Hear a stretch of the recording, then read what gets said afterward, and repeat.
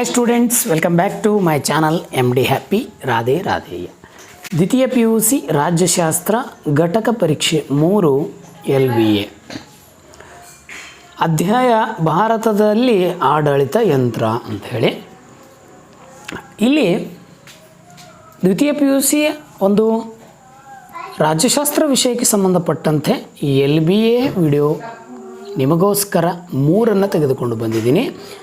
ಈ ವಿಡಿಯೋದಲ್ಲಿ ಪ್ರಮುಖವಾಗಿ ಈ ಒಂದು ಭಾರತದಲ್ಲಿ ಆಡಳಿತ ಯಂತ್ರ ಅಧ್ಯಾಯದ ಮೇಲೇ ಯಾವೆಲ್ಲ ಪ್ರಶ್ನೆಗಳು ಪ್ರಮುಖವಾಗಿ ಬರುವಂಥದ್ದು ಮತ್ತು ನಾಳೆ ನಿಮ್ಮ ಆ್ಯನ್ಯುವಲ್ ಎಕ್ಸಾಮಿಗೂ ಬರುವಂಥ ಸಾಧ್ಯತೆ ಜಾಸ್ತಿ ಇರ್ತದೆ. ಸೊ ಹಾಗಾಗಿ ವಿಡಿಯೋವನ್ನು ನೋಡ್ತಾ ಹೋಗಿ. ಸೊ ಪ್ರಮುಖವಾಗಿ ಭಾಗ ಎಯನ್ನು ನೀವೆಲ್ಲರೂ ಗಮನಿಸ್ತಾ ಹೋಗ್ತೀರಿ. ಇಲ್ಲಿ 2 ಪ್ರಶ್ನೆಗಳನ್ನು ಕೊಟ್ಟಿದ್ದಾರೆ. ಸರಿಯಾದ ಉತ್ತರಗಳನ್ನು ಆಯ್ಕೆ ಮಾಡಿ ಬರೀರಿ ಅಂಥೇಳಿ. ಸೊ ಪ್ರಶ್ನೆಗಳನ್ನು ನೋಡ್ತಾ ಹೋದಾಗ ಆಡಳಿತ ಇದರ ಮೂಲ ಪದ ಅಂತ ಒಂದು ಪ್ರಶ್ನೆಯನ್ನು ಇಲ್ಲಿ ಕೇಳಿದ್ದಾರೆ. ಸೊ ಹಾಗಾಗಿ ಉತ್ತರವನ್ನು ನೋಡ್ತಾ ಹೋದಾಗ ಆಯ್ಕೆ ಬಿ ಇದೆ, ಆ್ಯಡ್ ಆ್ಯಂಡ್ ಮಿನಿಸ್ಟರ್ ಅಂಥೇಳಿ. ಇದು ಸರಿಯಾದ ಉತ್ತರ ಅಂತ ಹೇಳ್ತೀನಿ. ಸೊ ನೆಕ್ಸ್ಟು 2ನೇ ಪ್ರಶ್ನೆ ನಿಮಗೆ ಬಹಳ ಸರಿ ಆ್ಯನ್ಯುವಲ್ ಎಕ್ಸಾಮ್ಗೆ ಕೇಳಿದ್ದಾನೆ. ಸೊ ನಿಮಗೆಲ್ಲ ಗೊತ್ತಿರಲಿ, ಆ ಪ್ರಶ್ನೆ 2025 ಒಂದು ಆ್ಯನ್ಯುವಲ್ ಎಕ್ಸಾಮಿಗೆ ಸಹ ಬಂದಿತ್ತು. ಅಖಿಲ ಭಾರತ ಸೇವೆಗಳಿಗೆ ಒಂದು ಉದಾಹರಣೆ ಕೊಟ್ಟಂಥ 4 ಆಯ್ಕೆಗಳಲ್ಲಿ ಯಾವುದು ಅಖಿಲ ಭಾರತ ಸೇವೆಗೆ ಉದಾಹರಣೆಯಾಗಿದೆ ಎಂಬುದನ್ನು ತಿಳಿಸಿ ಅಂತ ಹೇಳ್ತಾರೆ. ಸೊ ಇಲ್ಲಿ ಕೆಳಗೆ 4 ಆಪ್ಷನ್ ಕೊಟ್ಟಿದ್ದಾನೆ, ಅವನ್ನ ಗಮನಿಸಿ. ಇಲ್ಲಿ ನೋಡಿ, ಆಯ್ಕೆ ಬಿ ಇದೆಯಲ್ಲ, ಒಂದು ಮಾತ್ರ ಸರಿ ಅಂತ ಹೇಳಿ, ಅಂದರೆ ಭಾರತೀಯ ಆಡಳಿತ ಸೇವೆ ಅಂತ ಕರಿತೀವಿ. ಅಖಿಲ ಭಾರತೀಯ IAS, ಇಲ್ಲಿ IPS ಮತ್ತು IFS ಅಂತ ಕರಿತೀವಿ. IAS ಅಂದರೆ ಭಾರತದ ಆಡಳಿತ ಸೇವೆ, IAS ಅಂದರೆ ಭಾರತೀಯ ಪೊಲೀಸ್ ಸೇವೆ, IFS ಭಾರತೀಯ ಅರಣ್ಯ ಸೇವೆ ಅಂತ ಬರ್ತದೆ. 3 ಈ ಒಂದು ಅಖಿಲ ಭಾರತ ಸೇವೆಗೆ ಉದಾಹರಣೆ ಹೇಳ್ಬೋದು. ನೆಕ್ಸ್ಟು ಈ ಕೆಳಗಿನ ಪ್ರಶ್ನೆಗಳಿಗೆ ಖಾಲಿ ಬಿಟ್ಟ ಸ್ಥಳಗಳನ್ನು ಭರ್ತಿ ಮಾಡಿ ಅಂತ 3 ಪ್ರಶ್ನೆಗಳನ್ನು ನಿಮಗೆ ಇಲ್ಲಿ ಕೊಟ್ಟಿದ್ದಾನೆ ನೋಡಿ. ಕರ್ನಾಟಕ ಲೋಕ ಸೇವಾ ಆಯೋಗದ ಸದಸ್ಯರ ಸೇವಾವಧಿ ಅಂತಂದರೆ ಅದು 6 ವರ್ಷ ಅಂತ ಹೇಳ್ತೀವಿ. ಅಷ್ಟೇ 6 ವರ್ಷಗಳು. ನೆಕ್ಸ್ಟು ಡ್ಯಾಶ್ನಲ್ಲಿ ಲಾಲ್ ಬಹದ್ದೂರ್ ಶಾಸ್ತ್ರಿ ಅಕಾಡೆಮಿ ಇದೆ, ಎಲ್ಲಿರಿ? ಮನ್ಸೂರಿ ಅಂಥೇಳಿ, ಎಲ್ಲಿ? ಮನ್ಸೂರಿ ಎನ್ನುವಂಥಲ್ಲಿ. ಸೊ ನೆನಪಿರಲಿ. ಇದರ ಜೊತೆಗೆ ಇನ್ನೊಂದು, ಈ ಸರ್ದಾರ್ ವಲ್ಲಭಾಯಿ ಪಟೇಲ್ ಅವರ ಒಂದು ಅಕಾಡೆಮಿಯಲ್ಲಿದೆ ಅಂತ ಸಹ ಪ್ರಶ್ನೆ ಕೇಳ್ತಿರ್ತಾನೆ. ಅದು ಹೈದರಾಬಾದ್ನಲ್ಲಿ ಅಂತ ಹೇಳ್ತೀವಿ. ಎಲ್ರಿ? ಹೈದರಾಬಾದ್ನಲ್ಲಿ. ಡ್ಯಾಶ್ರವರು ಕೇಂದ್ರ ಲೋಕಸೇವಾ ಆಯೋಗದ ಅಧ್ಯಕ್ಷರು ಮತ್ತು ಸದಸ್ಯರನ್ನು ನೇಮಿಸುತ್ತಾರೆ ಅಂತ ಒಂದು ಪ್ರಶ್ನೆಯನ್ನು ಇಲ್ಲಿ ಕೇಳಿದ್ದಾರೆ. ಹಾಗಾದರೆ ಯಾರು? ನಾವೆಲ್ಲರೂ ನೋಡ್ತೀವಿ, ಭಾರತದ ಪ್ರಥಮ ಪ್ರಜೆ ರಾಷ್ಟ್ರಪತಿಗಳು ಅಂತ ಹೇಳ್ತೀವಿ. ಸೊ ಇದು ಸರಿಯಾದ ಉತ್ತರ. ನೆಕ್ಸ್ಟ್ ಮುಂದೆ ಬರೋಣ. ಇಲ್ಲಿ ನಿಮಗೆ ಹೊಂದಿಸಿ ಬರೆಯನ್ನು ಕೊಟ್ಟಿದ್ದಾರೆ. ಇಲ್ಲಿ ಸಹ 3 ಪ್ರಶ್ನೆಗಳನ್ನು ಕೊಟ್ಟಿದ್ದಾರೆ. ಸೊ ಪ್ರಶ್ನೆಗಳನ್ನು ಗಮನಿಸ್ತಾ ಹೋಗಿ. JPSC, KPSC, CAT, CAT ಅಂತ ಕರಿತೀವಿ. ಹಾಗಾದರೆ ಸೊ ಇವುಗಳನ್ನು ಹೊಂದಿಸೋಣ ಸರಿಯಾಗಿ. ಪ್ರಶ್ನೆ ನೋಡಿ, JPSC ಅಂತಂದರೆ ಜಂಟಿ ಲೋಕಸೇವಾ ಆಯೋಗ ಅಂತ ಕರಿತೀವಿ. ಜಂಟಿ ಲೋಕಸೇವಾ ಆಯೋಗ, public service commission. KPSC Karnataka ಲೋಕಸೇವಾ ಆಯೋಗ, ಹೌದಾ? CAT ಅಂದರೆ ಕೇಂದ್ರೀಯ ಆಡಳಿತಾತ್ಮಕ ನ್ಯಾಯಮಂಡಳಿ.